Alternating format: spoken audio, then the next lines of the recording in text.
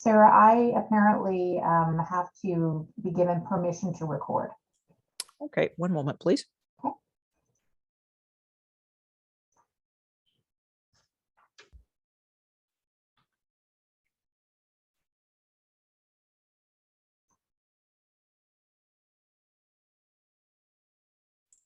Mara, you should be able to record now. Okey-doke.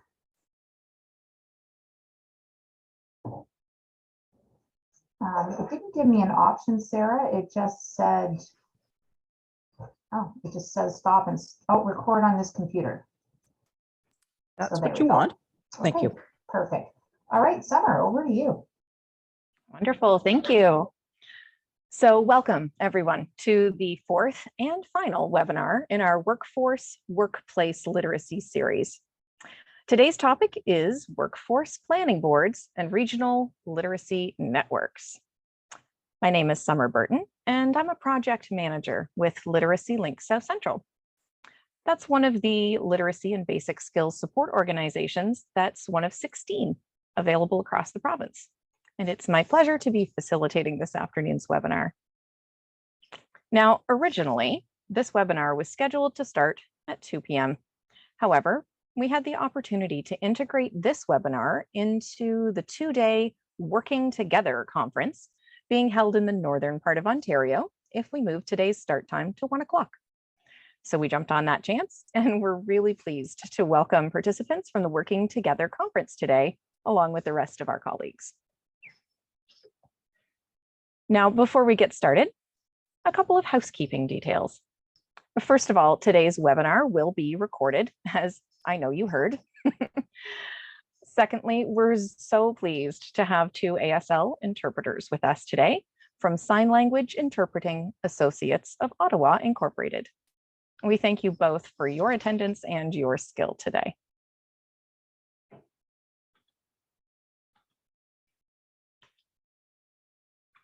We'd like to begin by acknowledging the Indigenous peoples of all of the lands that we are on today. While we meet today on a virtual platform, we would like to take a moment to acknowledge the importance of the lands which we each call home.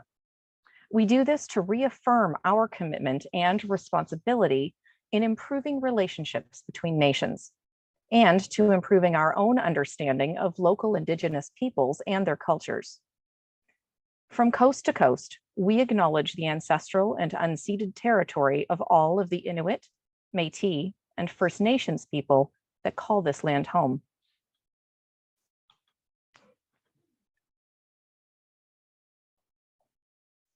Today's webinar, like the rest of the webinars in this series, represents the combined efforts and perspectives of a number of other practitioners and organizations in literacy and basic skills. I'd like to take a moment to acknowledge them now. Gabriel Lopez from Coalition Ontarien de Formation des Adultes. Sarah Stalker from Contact North. Janine Agnucata from Literacy Network of Durham Region. Anne-Marie Weslowski from Literacy Northwest. Tamara Cottery from Literacy Link South Central. And Lisa Mbaye from the Rideau Ottawa Valley Learning Network. Thank you all for your consideration and contributions.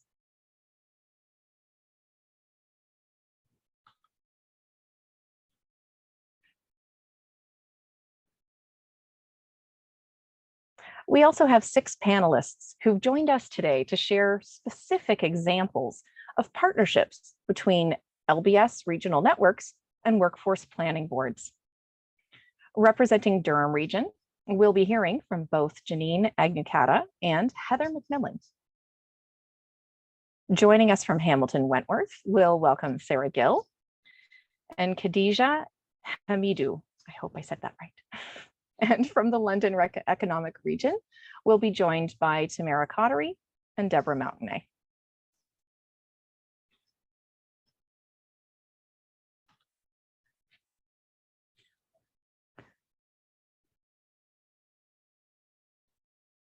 The purpose of today's webinar is threefold.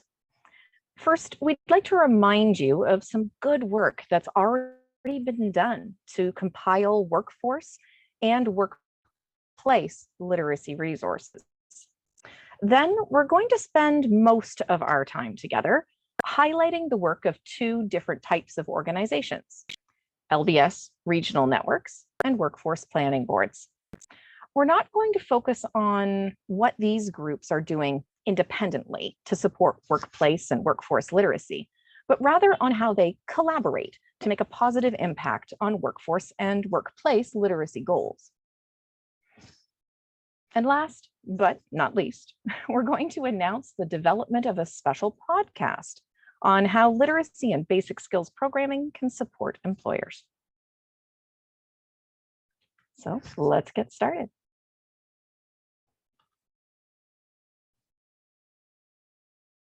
Now, I've given you the broad brush strokes of what we're going to be looking at today, but I'd really like to take a moment to hear from you, our participants. What would you like to get out of today's webinar? I mean, we have 6 panelists that you'll be hearing from today, and it's possible that one or more of them could frame their responses to the questions that we're asking to include something specific that you're interested in. So please don't be shy. You can either raise your hand to request your mic be unmuted, or feel free to share your thoughts in the chat.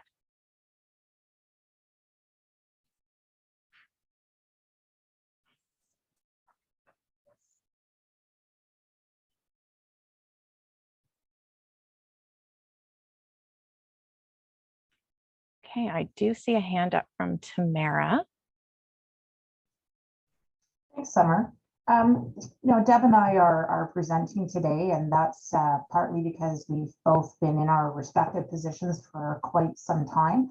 And I guess I'm kind of curious, for those people who are, part of regional networks or part of planning boards who maybe haven't had their roles for a long time. It's hard for me sometimes to remember what it was like in the earlier days. So I'd be kind of curious to hear from some folks who are newer, if they feel comfortable sharing what they'd like to get out of today's webinar.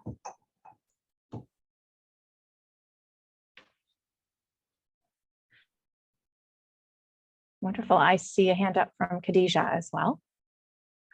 Good afternoon, everyone, and thank you for having me be a part of this conversation. As someone who's been in my role as an executive director for just about a year now, I think that what I would like to take from today's webinar is seeing the different connections between the literacy network and planning boards across the different regions. So I'm very excited to be a part of this conversation and just hear from everybody else's experiences. Thank you.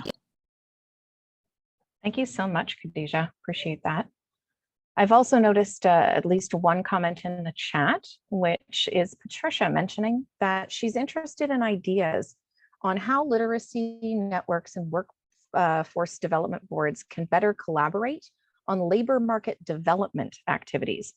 I think that's a great thing to bring up, and I know that some of the discussion we'll have today will talk about labor market information as well as project-specific partnerships that have happened. So I think you're going to get a lot out of the webinar, and I invite our panelists to keep those in mind as well.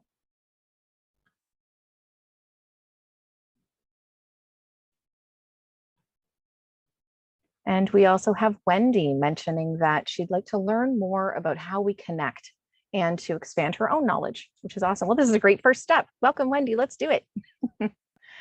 Please know that at any time throughout the rest of today's presentation, you're more than welcome to add questions or comments to the chat.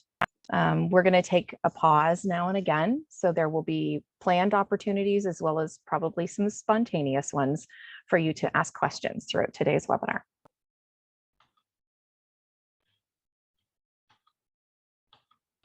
So let's start by taking a quick look at the resources that we mentioned earlier.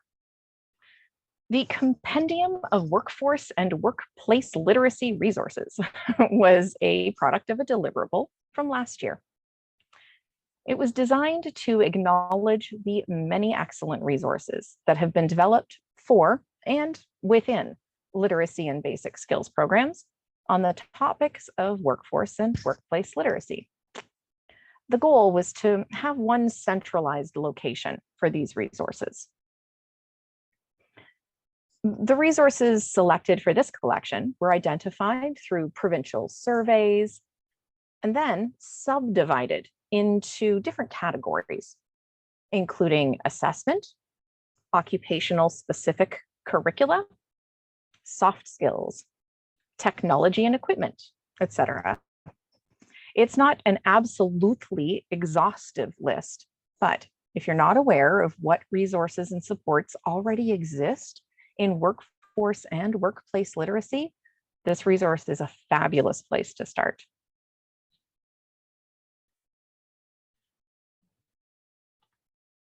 And here's another resource that some of you on today's call may remember. The resource Realizing Workforce Potential Through Workforce Planning Boards and Regional Literacy Networks. Whew, it's a mouthful. Was developed by Essential Skills Ontario back in 2012. As the name of the publication suggests, it highlighted how regional literacy networks and workforce planning boards could, should, and were already working together to positively impact their local labor markets. Well, now it's 2022, 10 years later. And these two organizations have continued to collaborate over the past decade. We thought it was time to capture innovative partnerships between workforce planning boards and regional networks again. So a call was put out to gather new examples of partnerships that have emerged. A summary of some of the results are being presented to you today, and then the full follow-up publication will be made available provincially next month.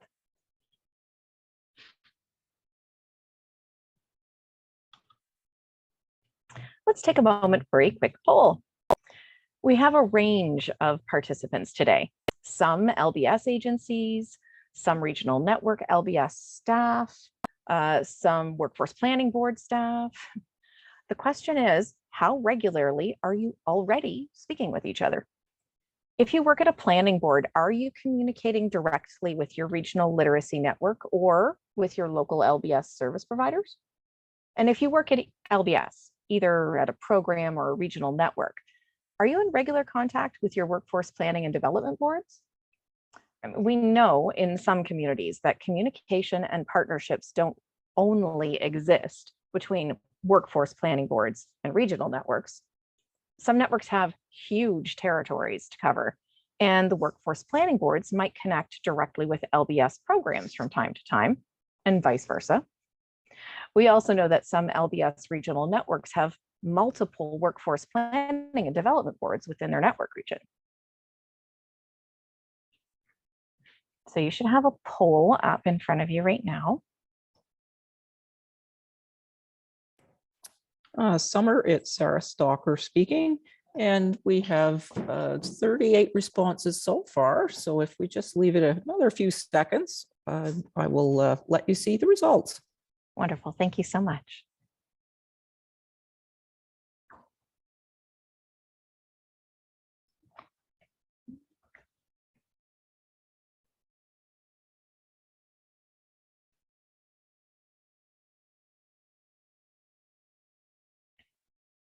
Okay, I see the results now have come in. Thank you so much, everybody, for participating. That's awesome.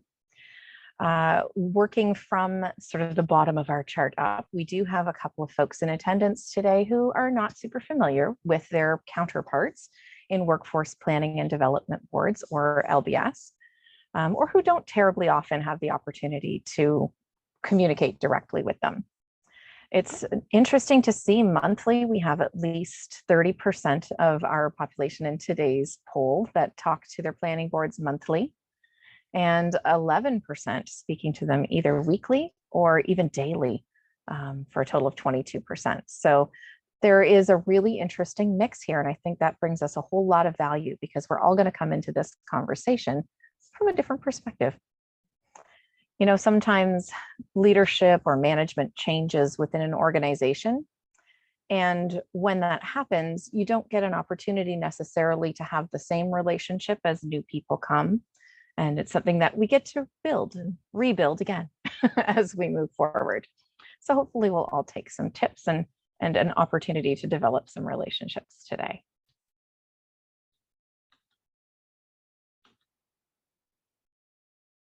Now, we don't want to make the assumption that everyone on today's call knows everything about regional literacy networks and workforce planning boards.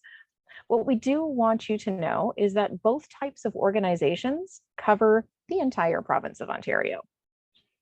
There are 16 regional literacy networks that vary in their size, in the amount of geography they cover, and even how they came into existence. Some regional literacy networks started even before there was official funding or a formal system of such organizations.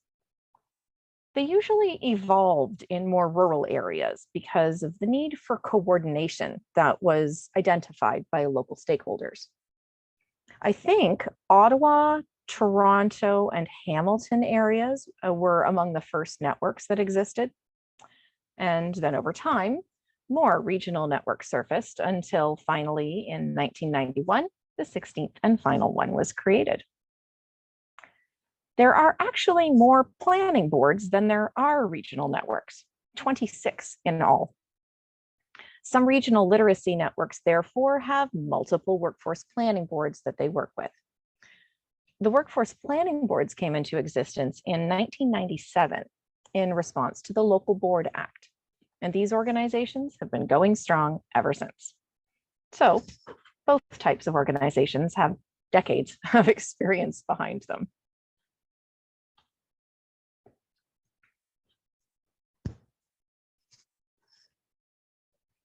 We thought it would be useful if we did a brief overview of the specific work done by both regional literacy networks and workforce planning boards. So we'll start with the regional networks. While they are all a little different, there are some core activities we all share.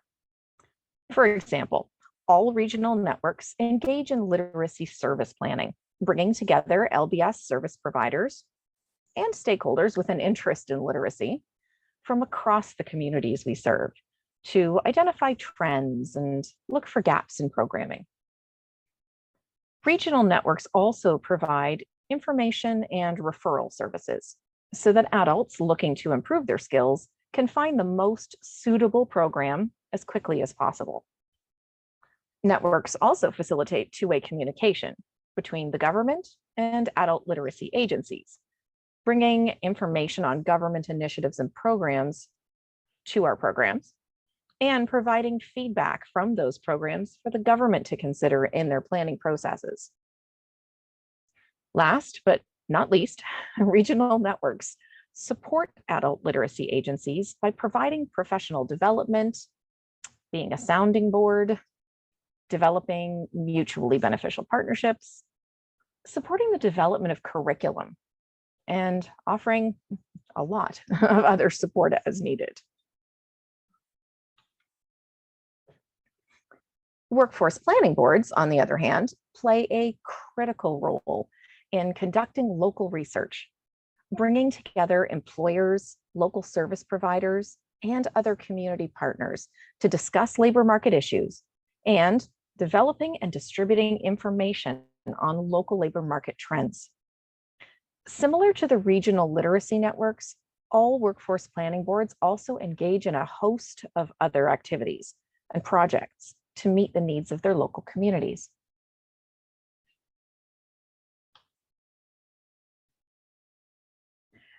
We received many examples of the partnerships when we put out the ask to planning boards and regional networks.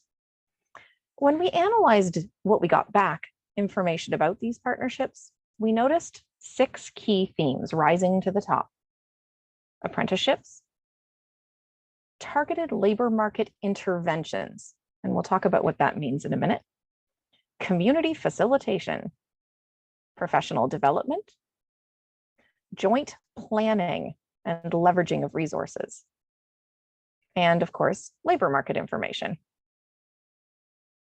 As we speak to our panelists today, they'll be sharing their experiences in partnering to support each of these themes.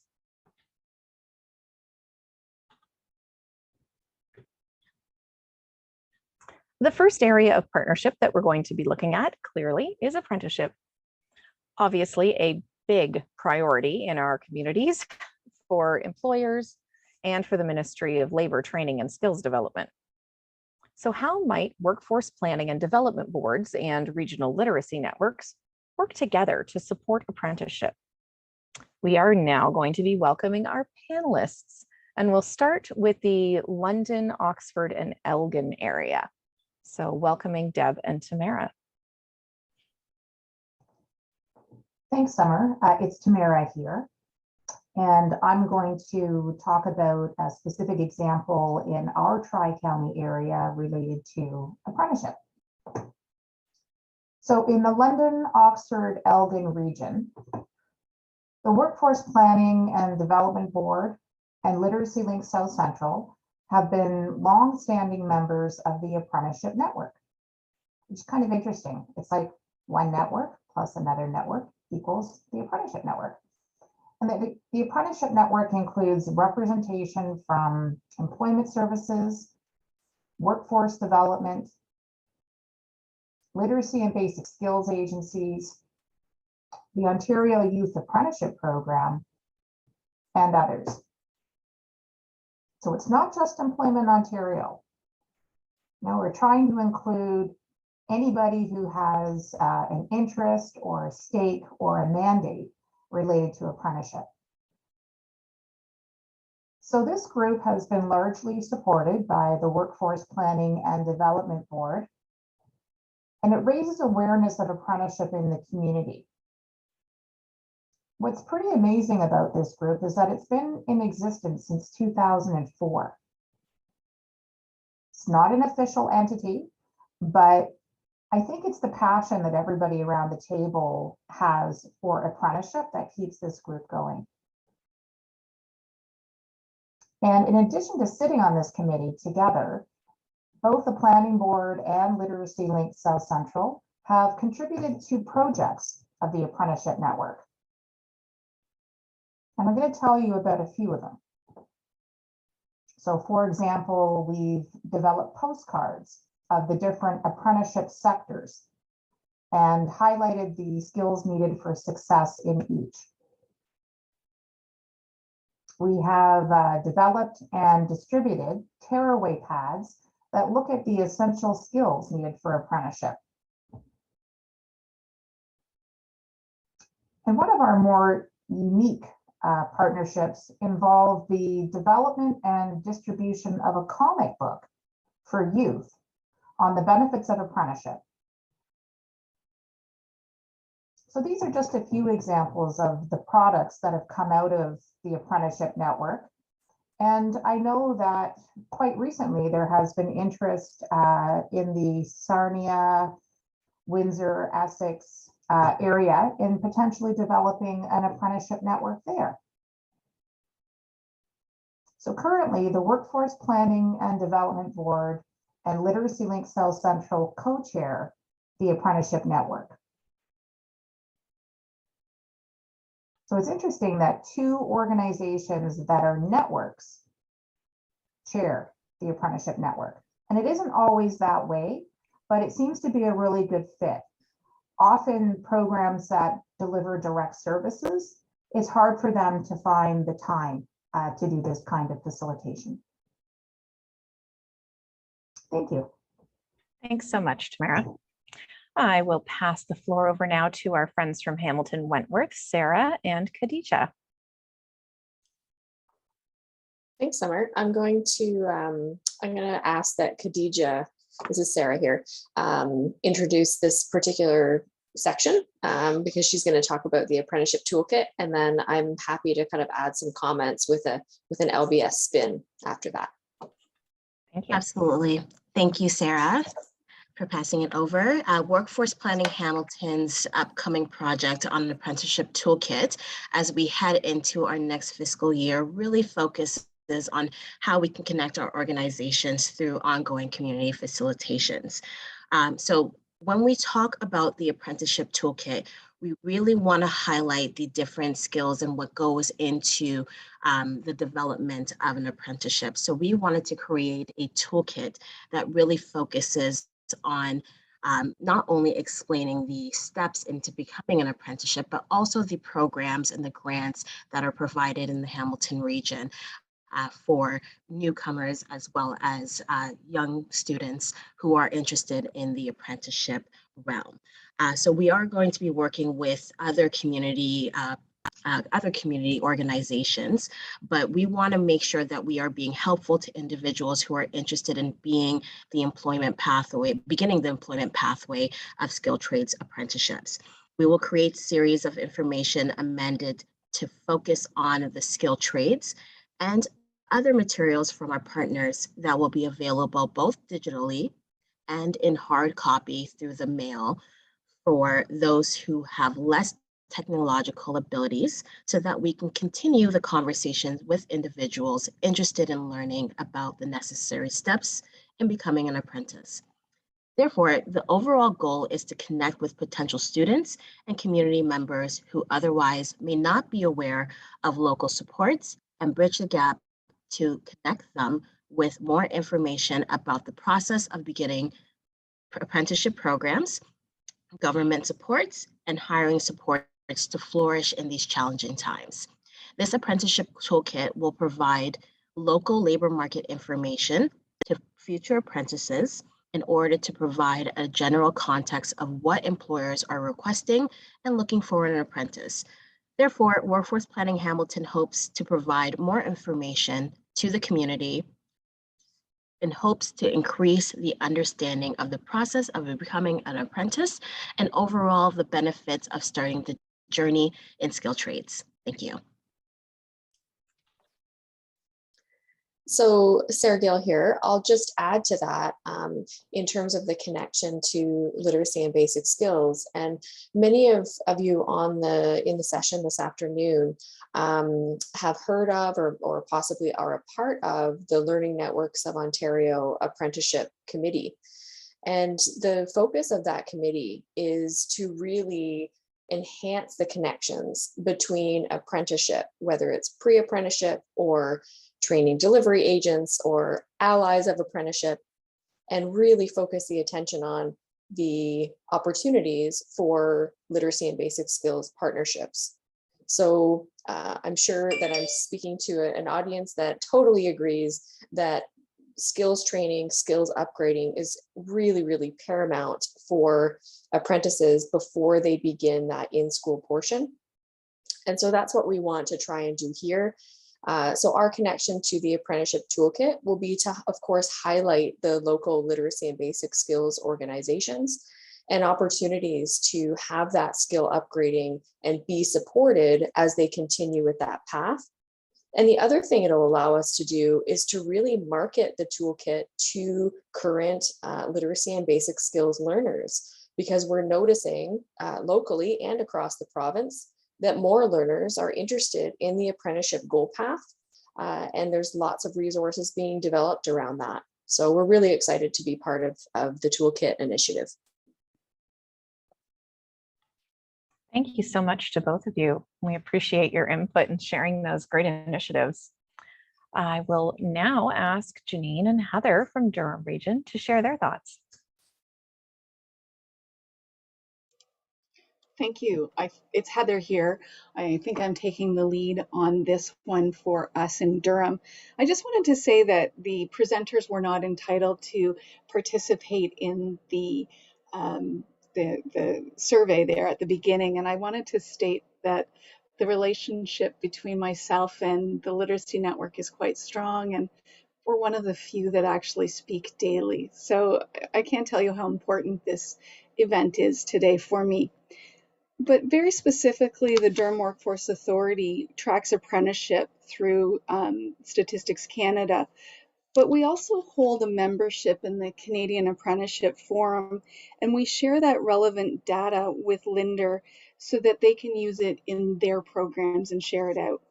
I happen to be a member of the Durham Region Steering Committee for Support Ontario Youth, which is an apprenticeship-focused organization funded by MLSTD. I am also a member of the Provincial Council for the Ontario Tourism Education Corporation. And we share that apprenticeship LMI that is gathered from these sources with Linder and with our literacy and our community partners. But I also wanted to state that in the past, we've arranged for apprenticeship training on various subjects, as well as facilitating panel discussions on skilled trade trends in Durham Region in partnership with Linder. Those are great examples, Heather. Thank you so much.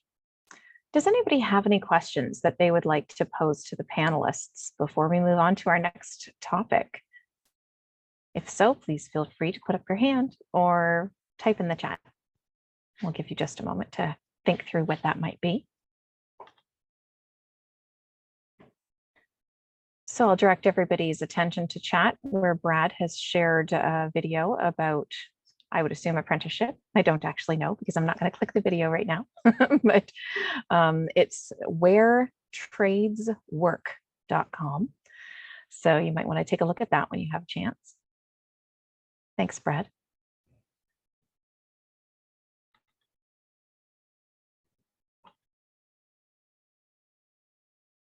And he says it's an MLTSD funded project on apprenticeship, a one-stop shop that is currently under development.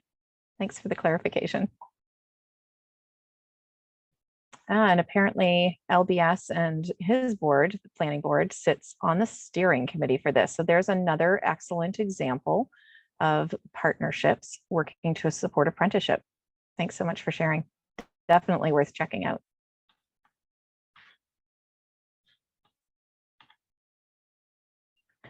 What is the geographical area, Brad? Can you share that with us, please?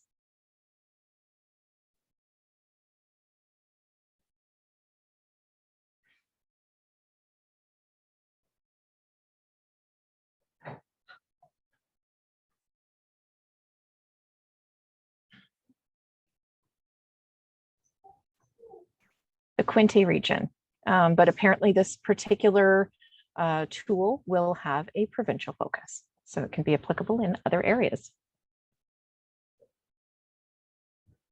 Thank you so much. Okay, remember that chat's there so that we can pop back to it at any time. Our next area of partnership is something that we have labeled targeted labor market interventions, to showcase the partnerships that regional literacy networks and workforce planning boards have developed to address more specific sectoral needs.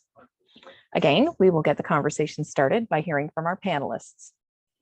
Reminder, webinar participants, if you have questions, don't forget to put them in the chat. We'll keep an eye on it. And if you have, as Brad did, other examples of targeted labor market interventions that have been undertaken by LBS agencies or networks and workforce planning boards together, please share those in the chat as well.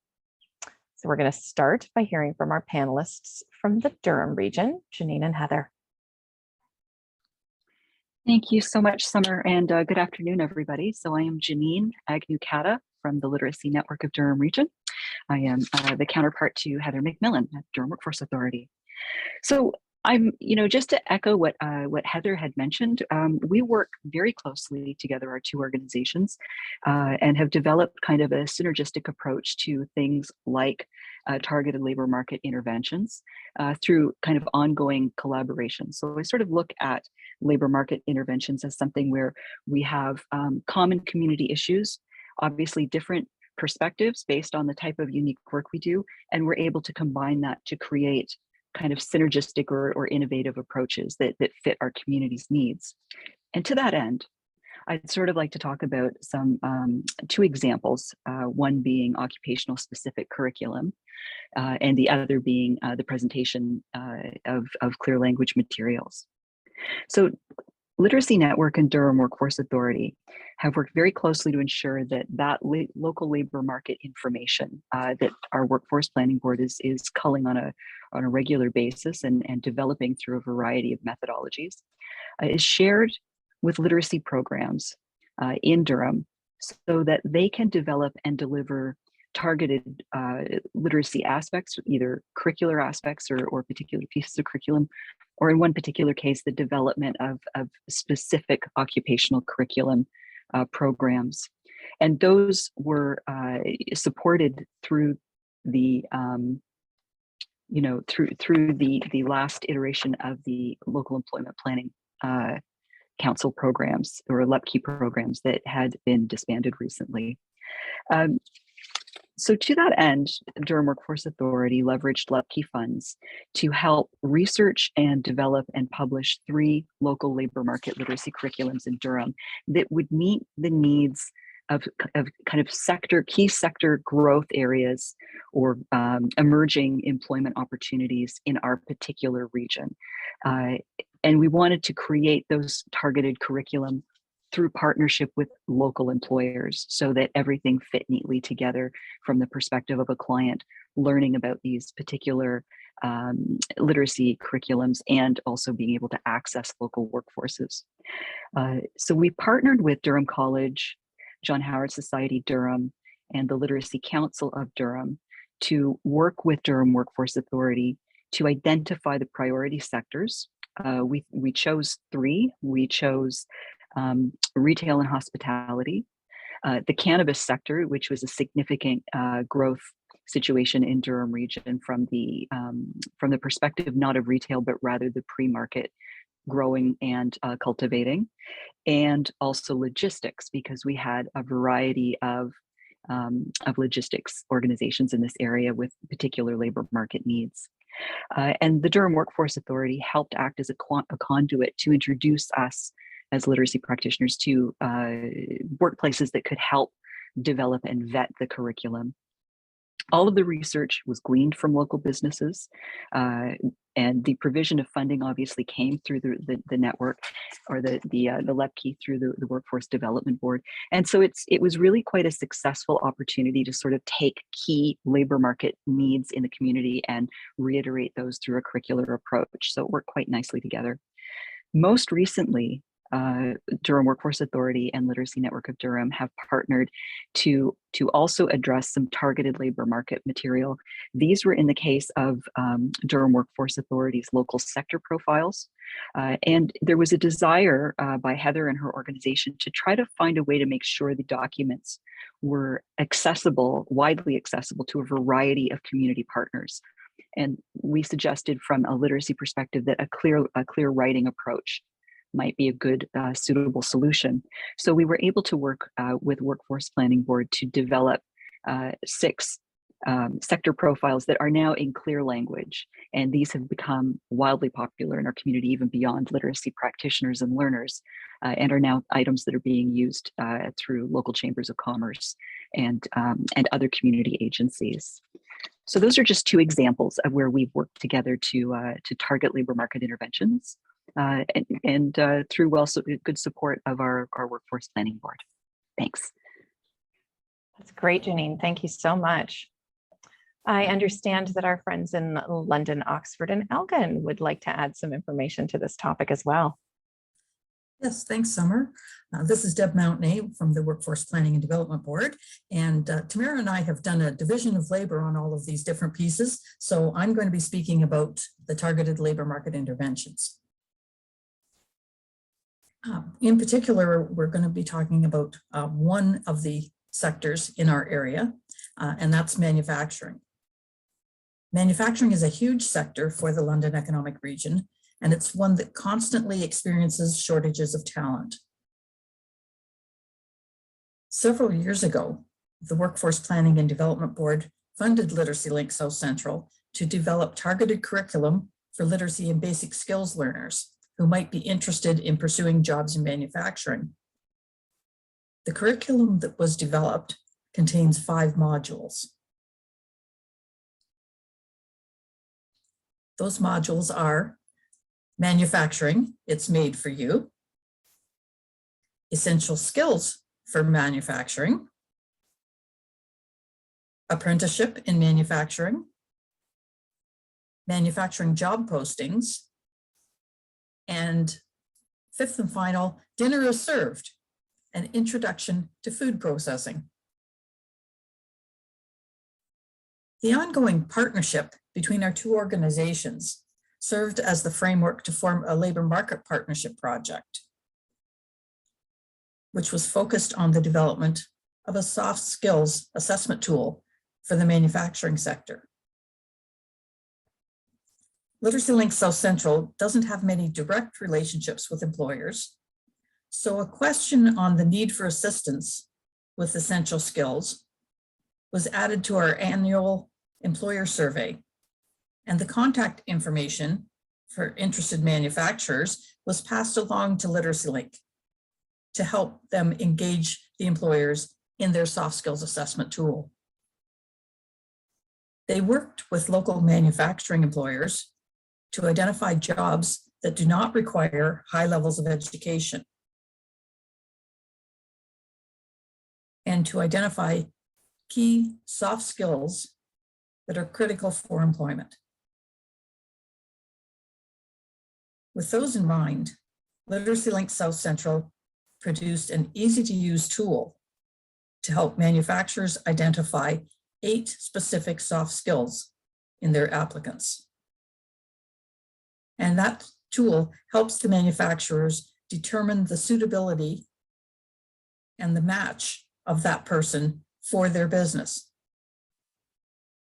And the manufacturers certainly appreciated the follow-up from both of our organizations, both from the comments that they gave in the survey itself, saying that they needed assistance, the fact that we were back to them within a few months to be able to offer some of that assistance. Thank you. Thanks so much, Deb. It's really exciting to hear some of the ways that the partnerships between workforce planning boards and adult literacy networks provide an opportunity to so much better serve both job seekers and the employers in our areas. Thank you for sharing. Are there any questions or comments or even examples from the audience? I know that I do have one in chat, so while I speak to that, I'll invite others to make a note if they would like. So Shannon from Community Learning Alternatives was talking about working with the Center for Workforce Development. And give me a second while I pull up her comment, saying that they absolutely love working together. They invite the literacy program or network to every meeting and every event. And she says they feel very valued by CFWD and have seen an increase in community understanding of the impacts of adult literacy challenges as a result. Shannon, that's great to hear. Thank you so much.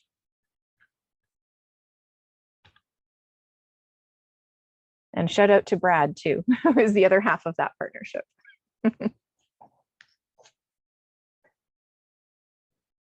Any other comments, questions, or examples before we move on?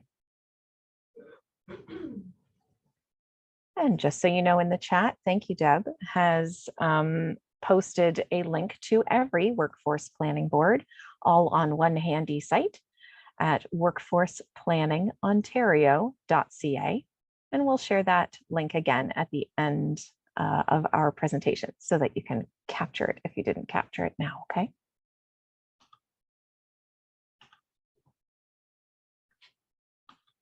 All right. There sure are a lot of community discussions when it comes to workforce and workplace development.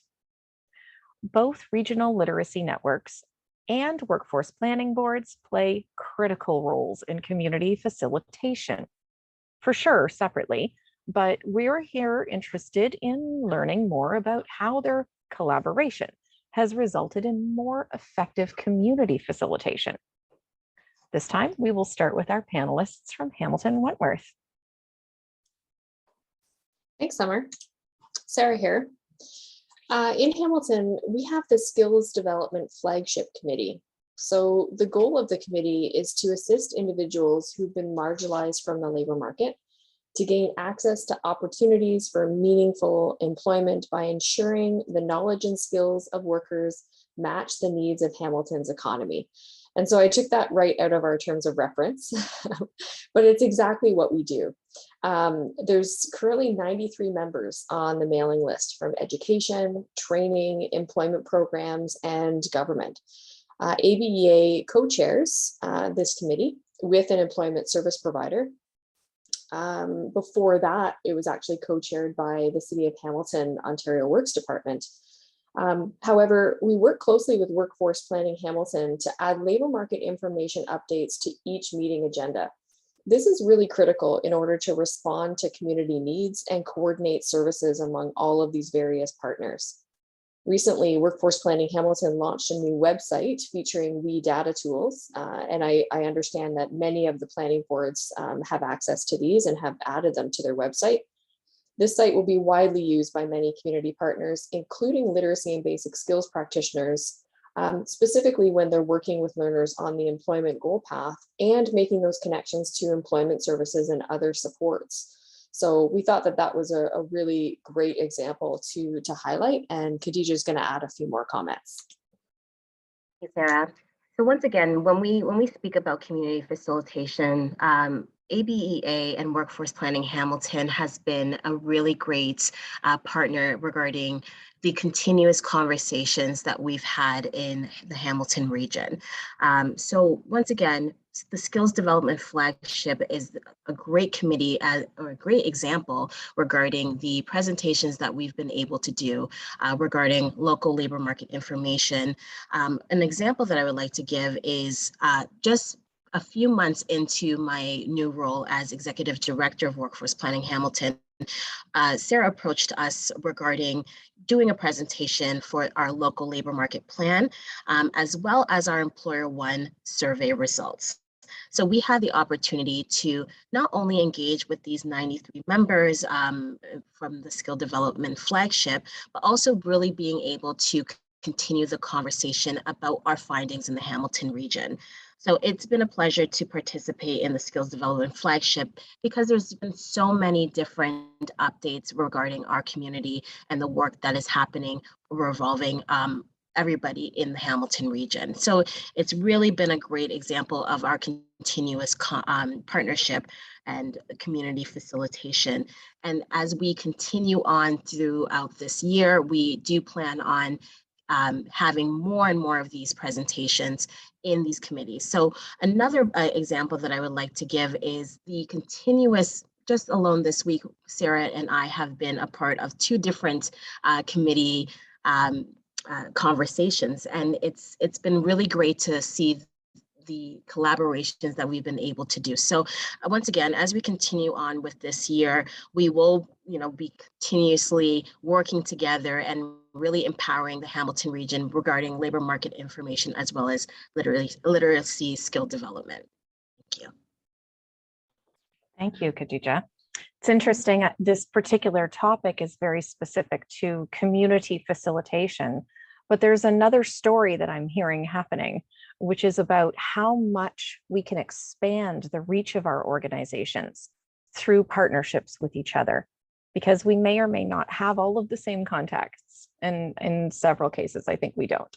So it really does open up both of the sides of the regional network and the workforce planning boards having an opportunity to reach a broader audience, which I think is to be celebrated for sure. Let's hear now from Durham Region with Janine and Heather. Thanks very much again, Summer. So it's Janine from Literacy Network of Durham Region, and I'm going to speak to the community facilitation piece for us. I will say that community facilitation and service coordination have been one area that has been super important in our community in terms of the development of our agency's partnership. We've had a long-standing relationship that hinges on community facilitation and service coordination and sharing that responsibility from our respective strengths. So Literacy Network of Durham Region and Durham Workforce Authority partner in the area of community facilitation in 2 key ways.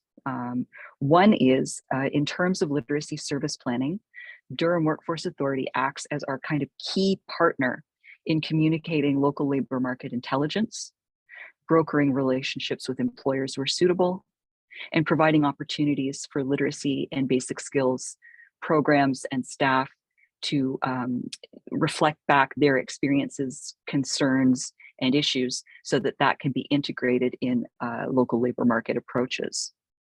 And so twice a year, Durham Workforce Authority, at least twice a year, provides training and dialogue to the Literacy Service Planning Committee on their activities. So at least twice a year, Heather is with our group participating in monthly literacy service planning meetings in order to tell us what's going on, in order to hear what our issues are. And so there's a great robust dialogue that can take place that results always in kind of actionable move forwards. So those are just some of the ways that there's been that interaction between literacy service planning and community facilitation and our workforce planning board. I'll add to that just as a small point that the workforce planning board did a fantastic report, sort of a pandemic planning scenario report that we've been able to integrate in our literacy service plan. So again, that's just another sort of example of how they've contributed to the community facilitation of literacy service planning. But another key partnership area was related to our work with the Durham, well, actually not just the work, but also the development and support of the Durham Employment Service Managers Working Group, which I realize is a very long name. And that was a group that we founded upon the request of our local employment service providers about 8 to 10 years ago. And up until the last couple of years, Heather's organization and mine played a key partnership role in supporting the Employment Service Managers Working Group, making sure that we facilitated their 10 meetings per year, developing their marketing materials, providing joint professional development opportunities, also performing research tasks as required by that particular community kind of service coordination entity for employment. Now that partnership has it wound down. It's still ongoing with just the managers operating it, but we have stepped back from our facilitation role in order to attend to kind of other priorities in the community.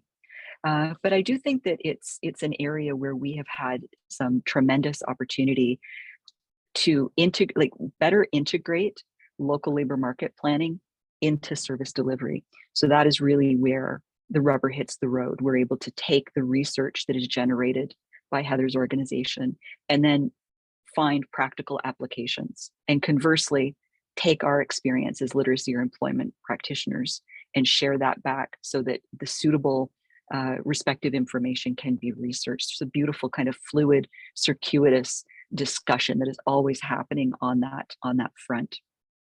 And I'd say finally, just to wrap up this whole piece around community facilitation, such as Summer has suggested, Heather and I very much take sort of a divide and conquer approach to community involvement. So I can't be and she can't be at every single table, but we have, I think, done a pretty good job of ensuring that our individual interests in anything going on, from housing to tourism to whatever Heather and I each are individually involved in from a community group perspective, we're always dealing that other person in and making sure that we can kind of cross-pollinate so that we're sharing the maximum amount of information back and forth on community activities.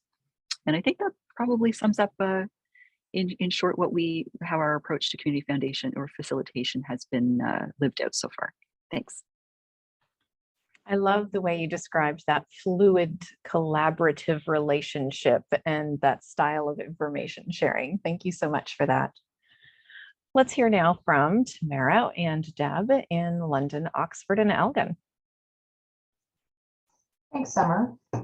I know that hearing all of our different examples without having them listed on the screen might be a little harder for some of our participants today. It also would have been difficult to summarize them succinctly on the screen. But I think what might be important here is taking away some of those overall concepts for how various networking, literacy networks and planning boards are working together. So just to reiterate some of what I'm hearing, because I'm processing and synthesizing information just like everyone else, is sort of the inclusion of labor market information into literacy service planning, looking at how to bring in information about the workforce and the workforce development needs into other planning tables, And I really like what you were saying, Janine, about actionable, practical applications, right? Because at the end of the day, we're not all looking for more meetings to go to, and neither is anyone in our community, but they all kind of want to know what's going to be different, what's going to be better, because these two organizations are sharing information and sharing the workload. Okay, sorry, back to community facilitation. So our involvement in the Local Employment Planning Council, also known as a LEPC, is probably our strongest example of community facilitation. The LEPCs had about 5 years, 4.5 to 5 years, and they're no longer being funded. But I think we learned some very good lessons about how to collaborate with our planning board through our involvement in the LEPC with them. So from the time the call for proposals or the call for expressions of interest came out, we knew that we would apply together. Our joint participation in the LEPC let us pursue our relationship more formally. And that means that the Elgin, Middlesex, Oxford Workforce Planning Board was able to extend its work with employers, and Literacy Link South Central was able to extend our work in supporting service providers in using the labor market information to inform service delivery. So the big so what? What does this labor market information mean for the services that we provide locally to prepare people for the labor market? So since the demise of the local employment planning councils, it's been a couple of years now, we continue to facilitate community consultations under our individual contracts, but we invite each other to ensure that workforce development and skills development are addressed in tandem. You can't often have one without the other. I think that was a peanut butter and chocolate reference many years ago, but I think the same thing applies to workforce development and then the work that we do as literacy networks. So I think Janine did a great job of talking about how information from the Workforce Planning Board is integrated into literacy service planning. I also want to mention how our planning board, as Summer said earlier, they sit at different tables. They have stronger relationships with employers. And I really appreciate how our planning board has used its connections, and we have 2 planning boards, so it's not just Deb's, but they've used their connections and their involvement in other community groups to bring literacy to the table. So going back to what Janine was saying, I mean, both planning networks, regional literacy networks and planning boards are relatively small. We don't have 100 staff each. So sometimes you have to pick and choose what tables you sit at. But I find that because Deb brings her awareness of literacy to the meetings that she attends, and I try to bring my awareness of what the planning boards can do to the meetings that I sit at, we're able to cover more ground and to make those conversations about skills development and workforce development more plentiful, but also more consistent. And because Deb and I have formally dated, as we like to call it, through our work on the Local Employment Planning Council, we see the benefits of working together. If we hadn't had the opportunity to work together, then our staff would not have had the opportunity to work together. So now we draw upon a much larger skill set than any single organization would have. Labor market analysis, information dissemination, plain language, which was mentioned earlier, assessment knowledge.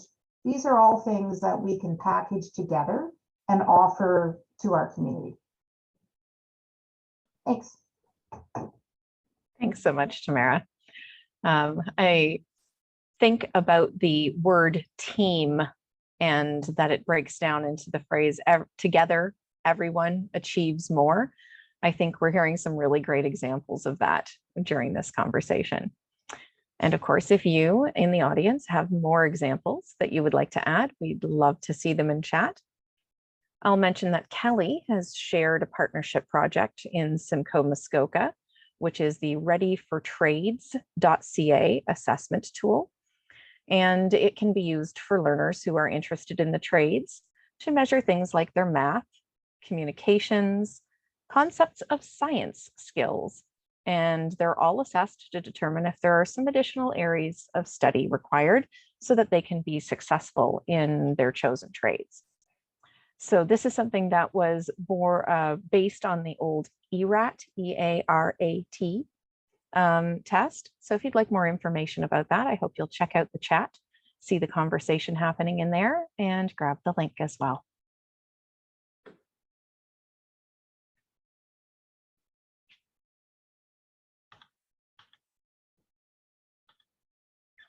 The next area of collaboration that we'd like to explore is professional development. This is one of my favorites.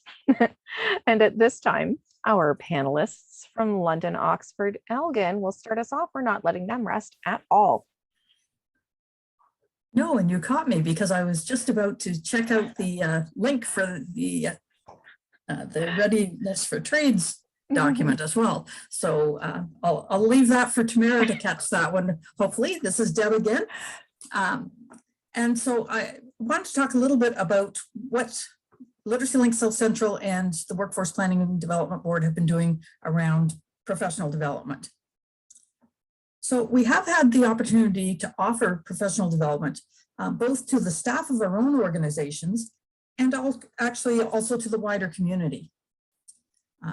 In 2019, and I hate to keep going back to the Lepke conversation, but it was an opportunity for us to be working in partnership and actually being able to bring more projects and activities to our area as well. And so one of the things that we did under the Lepke banner was to bring employee improv training to our area. The Literacy Link South Central staff have been trained, and Summer is actually one of our trainers now to be able to provide employee improv training in our local area.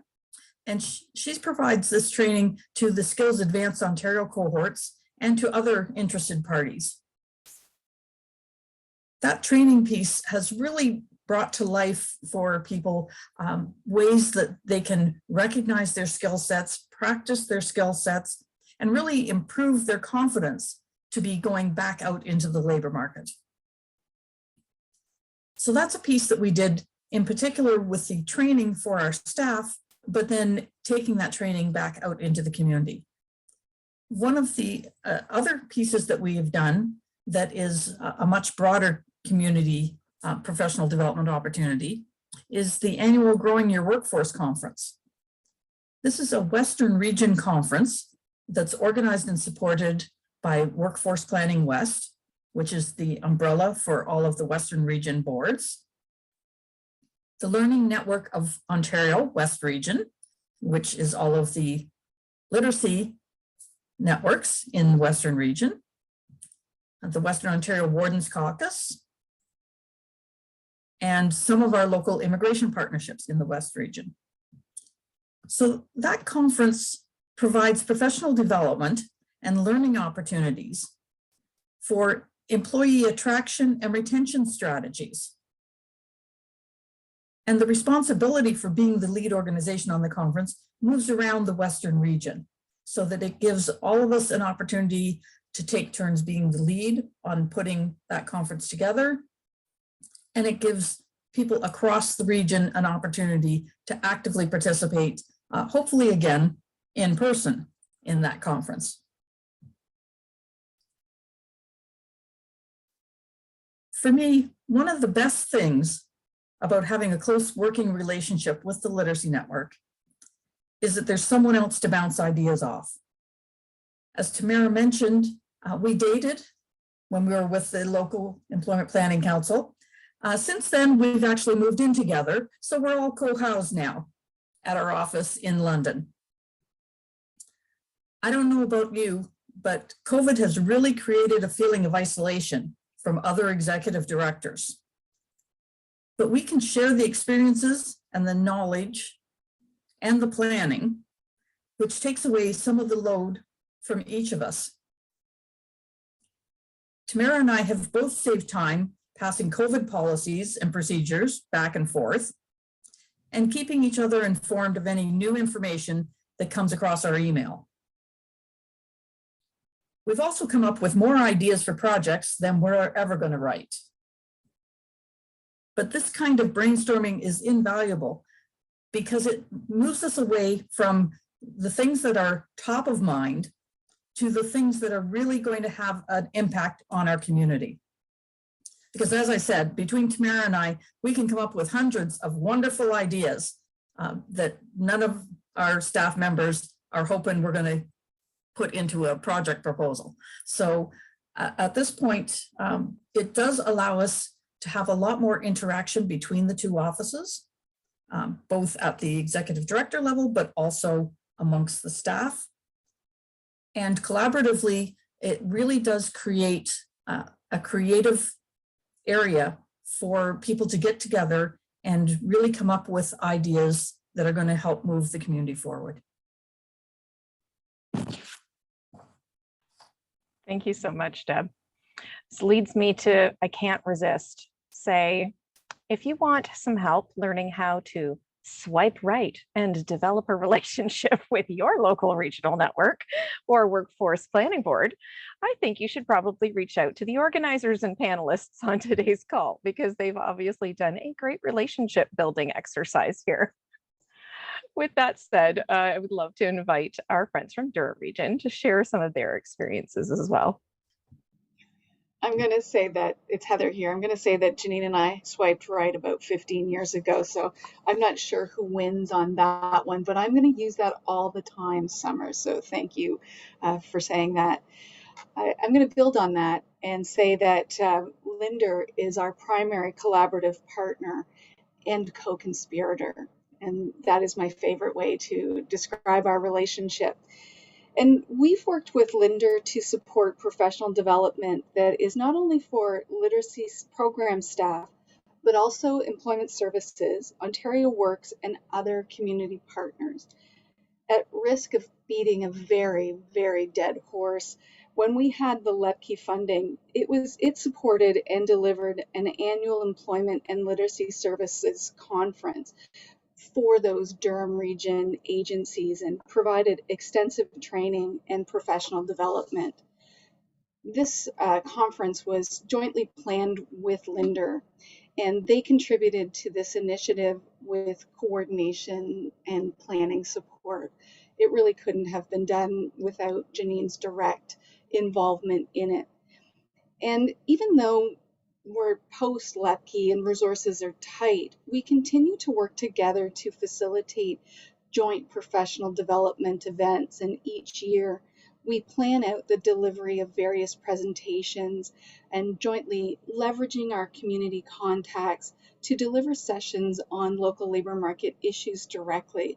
And one in particular is our annual data walk event, looking at the program and the content to make sure that we really tell a strong story about Durham Region. And it's on March the 9th. If you're interested in attending, I can send you that link some other time. So thanks, Summer. Thanks so much. Maybe you can put it in chat when you have a chance so that people can click on it later and learn more. It's great to hear about these, like really how these excellent professional development opportunities have been such a benefit to your communities. So I encourage others to consider how, LEPKI or not, we can continue to work together to offer these amazing services in partnership. I will mention that in the chat, because we were talking about assessment for apprenticeship, that conversation has continued. And Barb has shared the essential skills for Ontario tradespeople, or ESOT, E-S-O-T, which, as you may already know or not, is based on the 53 red seal trades. So you can find the link to the ESOT and more information about it in comments in the chat. All right. So far, we've talked about some of the more public-facing ways that workforce planning boards and regional literacy networks have partnered to advance both workforce and workplace development. But a lot of work actually happens behind the scenes as these organizations plan together and leverage each other's funding and funding from other sources to address local goals. We are going to head right back to Durham Region. So hopefully, Heather, I'm not springing anything on you, as I think there's an active conversation in chat happening right now about that really interesting data walk, but we will hand this over to Janine and Heather again. I'm going to take the start of it, if that's okay, Janine. I'm not sure we talked about that. Sure is. But okay, thanks. So we work in concert to develop our annual business plans. And to that end, we insert our partnership deliverables that will leverage our organizational strengths. And for instance, business plan items, as Janine mentioned earlier, on clear language, our sector profiles, the research partnership that we have on micro-credentials contextualized for literacy programming, and most recently, joint approaches to equity, diversity, and inclusion, such as the revising our current research standards and EDI. And I'll leave that with you, Janine.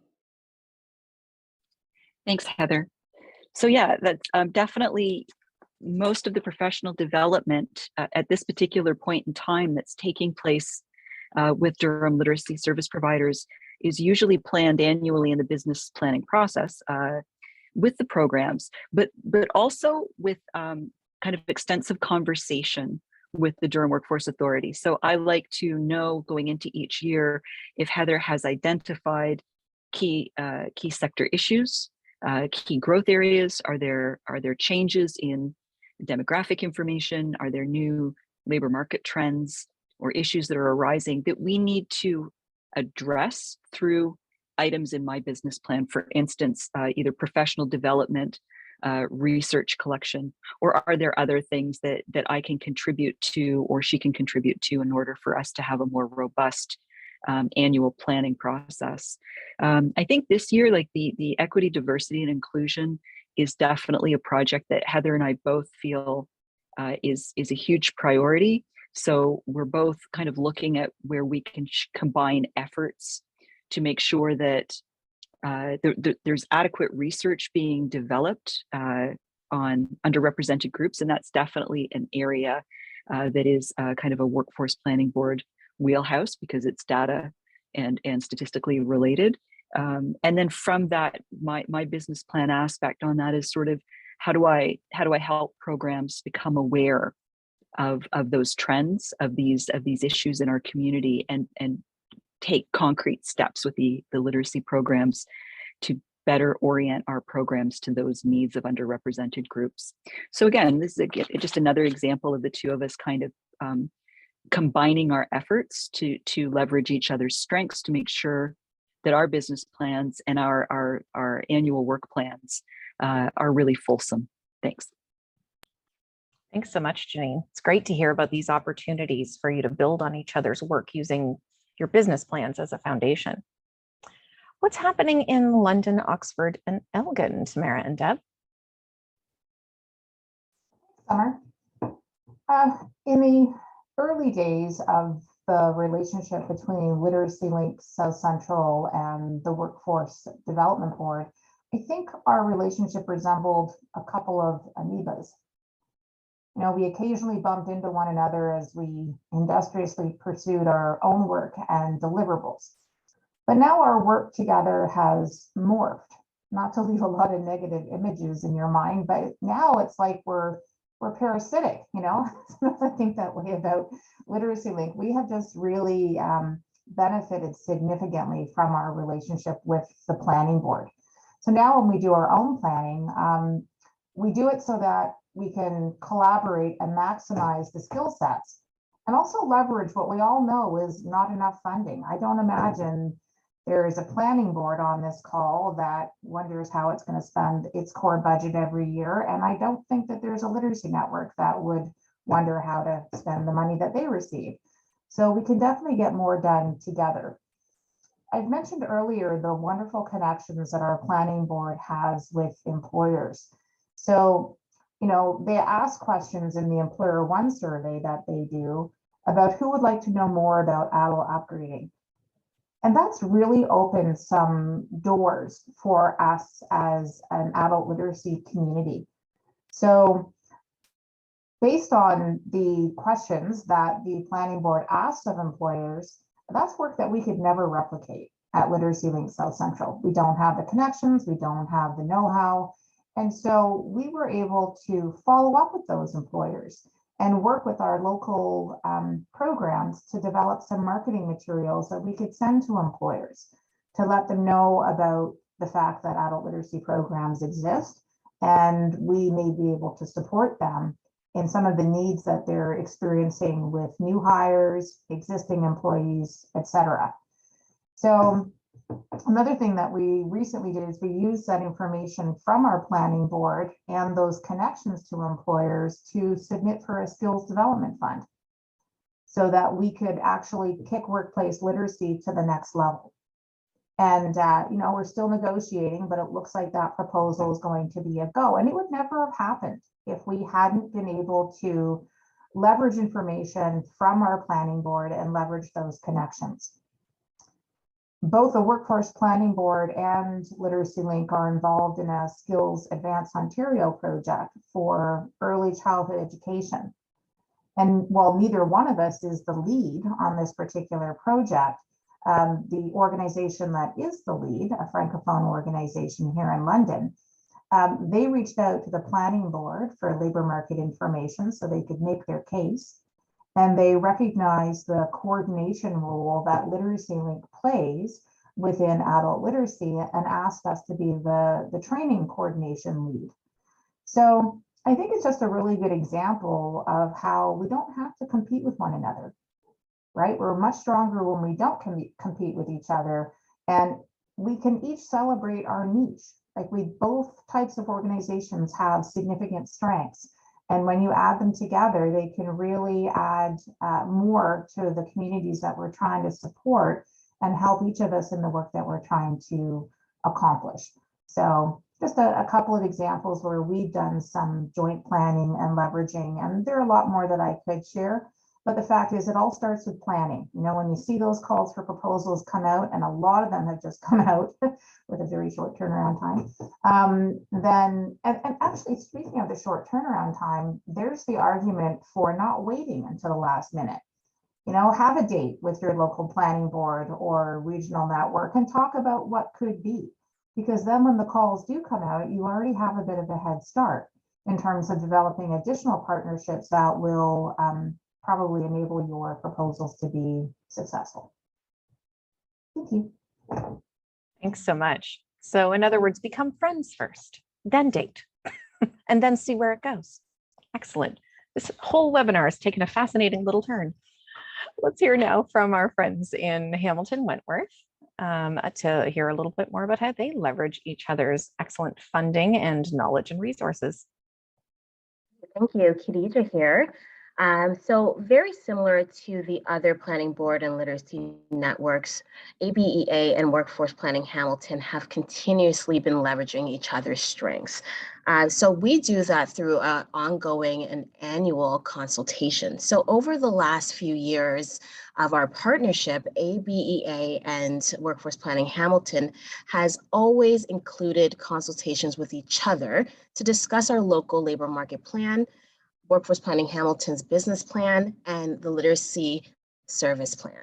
So what's interesting about this joint partnership is knowing the importance of our collaborations and how it's been impactful in the community over the years.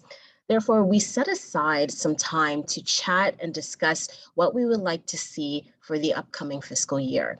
So we do that by just, getting together and really going through our business plans to get a sense of how we can connect and continue our partnerships, which has been great, which has been a phenomenal experience. We've partnered on deliverables throughout the years, and that is through those consultations and those continuous conversations that we've been able to have. We also contribute to each other's newsletters, which has been a really great help regarding the work that we've been doing on both sides. So with these newsletters, with these continuous updates, we know that we can rely on each other to not only promote the work that we are doing, but also be able to speak on some of the projects that we're currently working on. For example, in 2022 and 2023, we'll be partnering on a deliverable and project around the apprenticeship toolkit that I mentioned earlier, but as well as also being able to plan skill development funds, which focus on other partnerships in the Hamilton region, but knowing that our continuous collaboration between our planning boards and literacy network is always going to be there. So some examples are the Career Ladders project that I know that Sarah will be speaking on shortly, as well as Challenge 2025, where ABEA looks into life stabilization, while Workforce Planning Hamilton not only focuses on labor market information, but equity, diversity, and inclusion, and creating workshops in the Hamilton region to support employers as well as employees and job-ready individuals. So in 2009, the employer, what we were able to once again collaborate with our literacy network in Hamilton region by doing the Employer One survey, where ABEA was also able to contribute a few questions to the annual survey around workforce literacy. And it was quite successful, as we resulted in 82 local employers wanting more information about workforce literacy supports through LBS. So once again, these continuous conversations and business planning and really leveraging each other's strengths have been a continuous support on the work that we've been able to do over the last few years.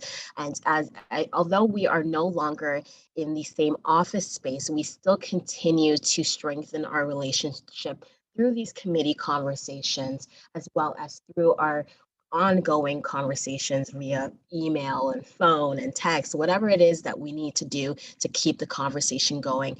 And I know that that's something that we are very proud of here. Thank you.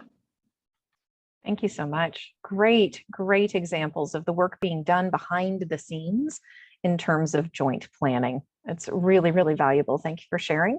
And as a reminder to our audience, if this rings a bell to you and you have great examples to share, I hope you'll put them in the chat. The last topic that we're going to talk about today is labor market information, affectionately known as LMI. Simply put, workforce planning boards are producers of labor market information, and regional literacy networks and their programs are consumers of LMI as they work to support learners with employment goals.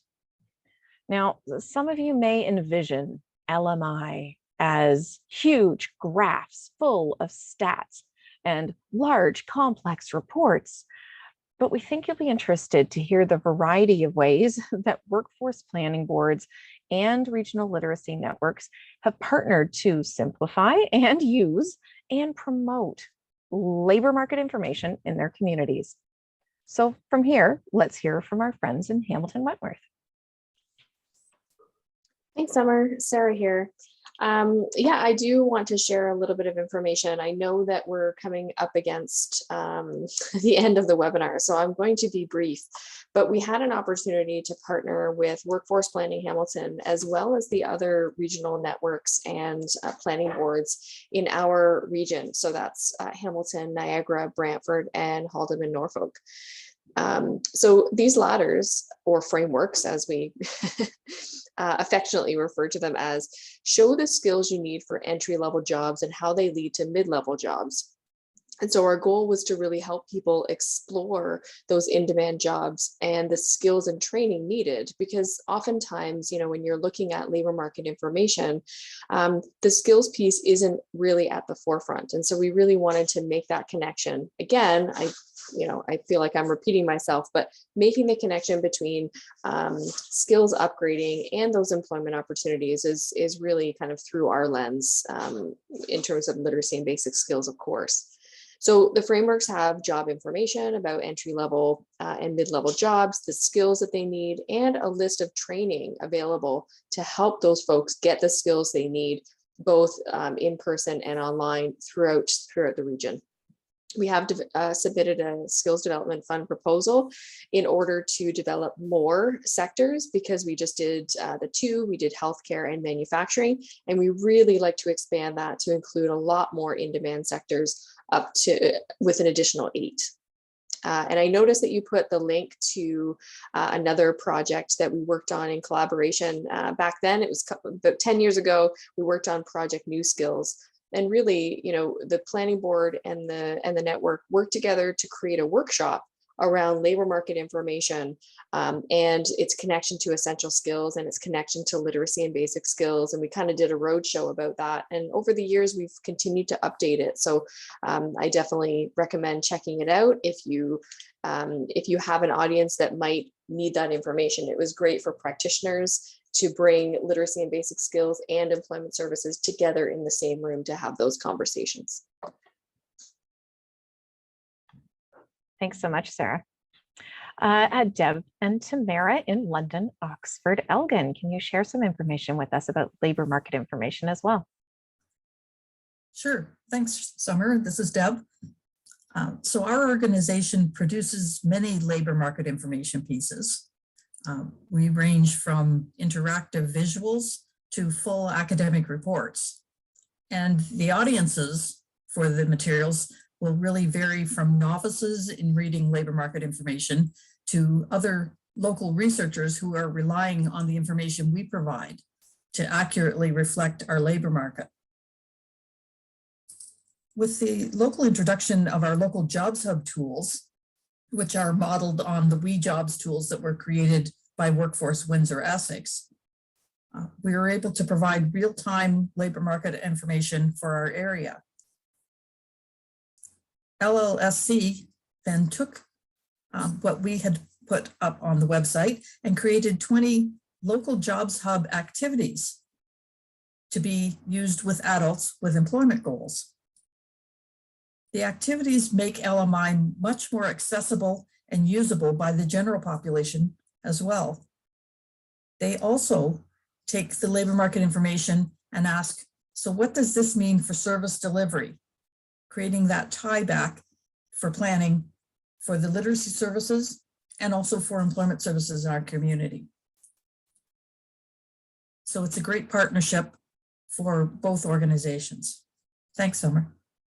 Thanks, Deb. It's a great example of how that communication keeps coming back full circle, and our organizations can continually inform each other. What's happening in Durham region in this area, Janine and Heather? I was just noticing the time, and I wasn't sure if you even wanted me to talk, Summer, before I moved forward. Just nod your head if you want me to blather. Okay, I'm going to go for it. So I'm just going to, talk briefly about our LaborShed survey. And that is the unique to Durham and unique to Canada. We're the only ones who do a true LaborShed survey. And that is the supply demand aspects of surveying here in our local community. And that's peer reviewed before it goes out. It's something that we're very proud of in that regard. And so just on that, and given the time, I think that that's where I will just leave it, and there you go. Thank you so much.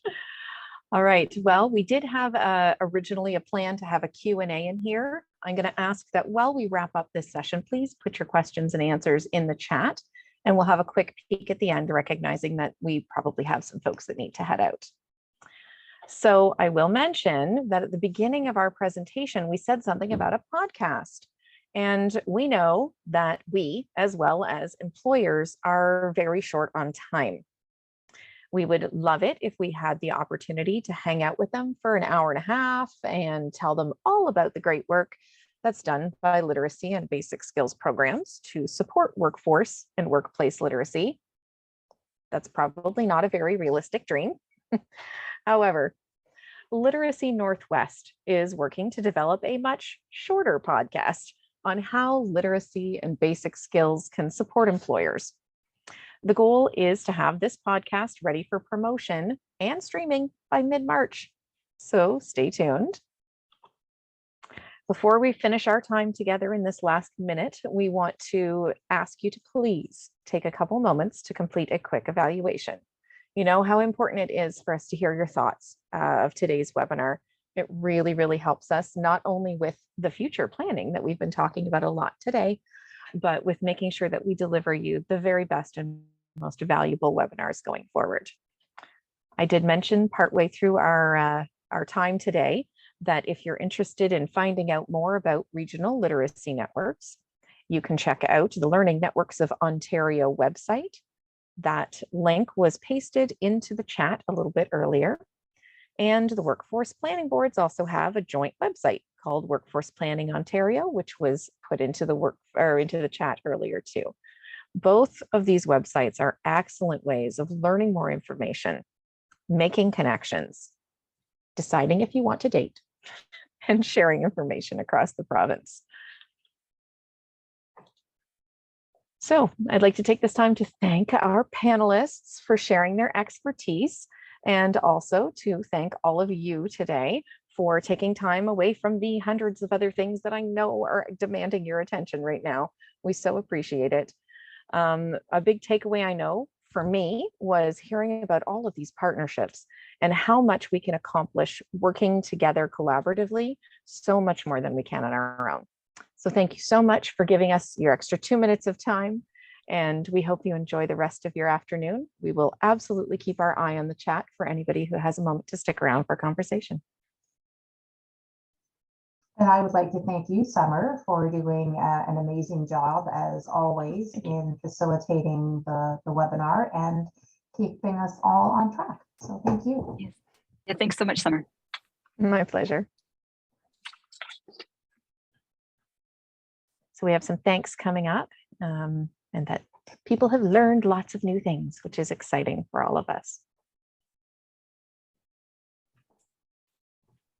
I hope that those folks who are newer, don't find the examples overwhelming. I mean, you can't replicate what some of us have had 20 years to develop, in 6 months or a year. And I think it all starts with just taking one little step.